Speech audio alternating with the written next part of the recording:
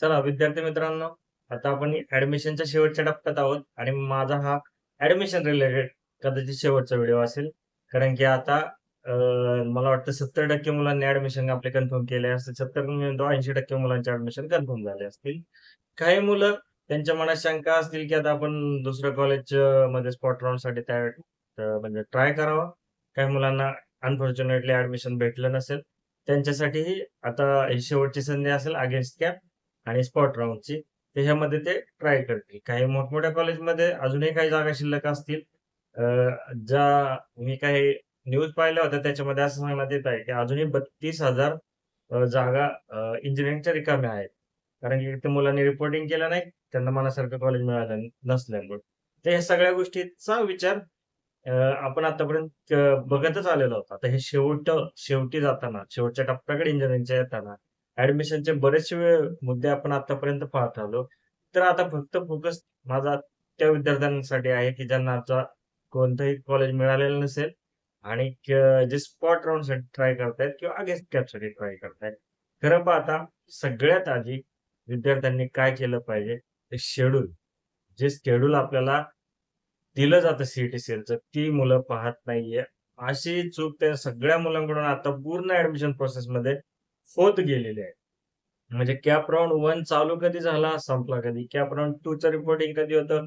Cap round 3-4 पर्यंत येईपर्यंत बऱ्याच विद्यार्थ्यांना लास्ट डेटपर्यंत माहीत नव्हतं, की रिपोर्टिंग कधी आहे आणि ऑप्शन फॉर्मची डेडलाईन कधी. तर बऱ्याच मुलांच्या ह्या चुकांमुळे त्यांना आज अलॉटमेंट नसण्याचं कारण तेच आहे.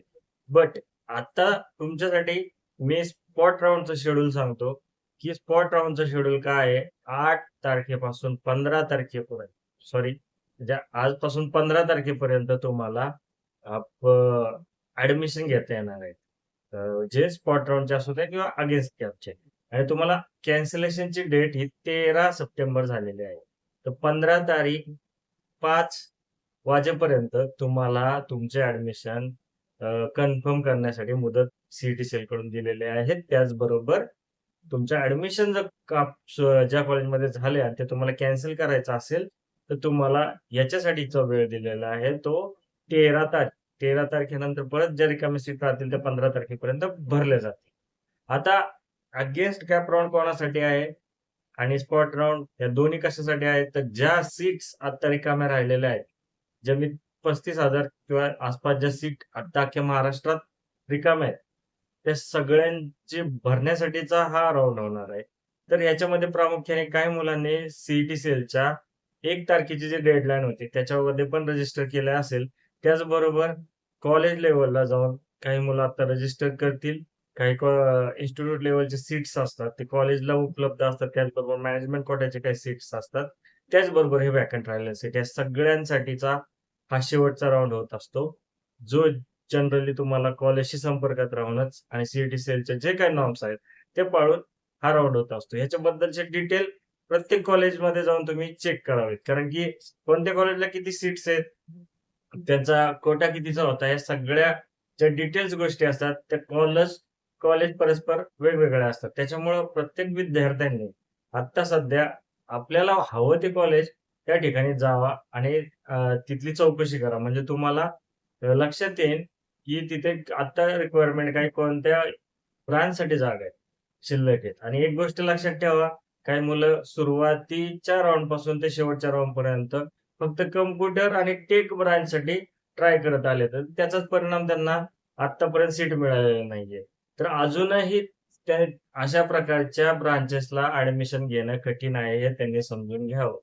आणि आता तुमच्याकडे जर तुम्ही ह्या राउंडसाठी अप्लाय करत असाल, तर तुम्हाला कोणत्या गोष्टी असणे गरजेचे आहे? तर पहिली गोष्ट तुमचं सी सेलचं रजिस्ट्रेशन असणं गरजेचं आहे.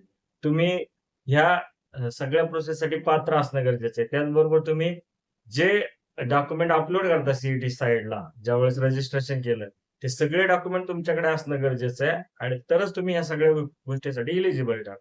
मग असे सर्व डॉक्युमेंट्स आणि तुमचे जे काही डिटेल्स घेऊन तुम्ही त्या कॉलेजमध्ये जावा आणि आपल्या ज्या सीट आहेत, उरलेल्या सीट आहेत त्याच्यासाठी नक्की प्रयत्न करा. म्हणजे तुम्हाला ॲडमिशन मिळून जाईल. कारण जे आत्तापर्यंत मला वाटतंय, जे मुलं 30,000 सीट बाकी त्याच्यापेक्षा जास्त विद्यार्थी आता ॲडमिशनसाठी ट्राय करत असतील. त्याच्यामुळे जास्त डिमांडिंग ब्रांचपेक्षा आपल्याला मिळतंय ती ब्रांच घेऊन ॲडमिशन घ्यावं, ही सगळ्यांना विनंती असेल. त्याचबरोबर कॉलेजला प्रेफरन्स द्या, असं मी की प्रत्येक व्हिडिओमध्ये सांगतोय. चांगल्या कॉलेजमध्ये जागा शिल्लक असतील तर तिथे जाऊन नक्की ट्राय करा, म्हणजे तुम्हाला मिळून जाईल. स्पॉट राउंड असू द्या किंवा अगेन्स्ट कॅप असू द्या, ही तुमच्यासाठी आता शेवटची संधी आहे.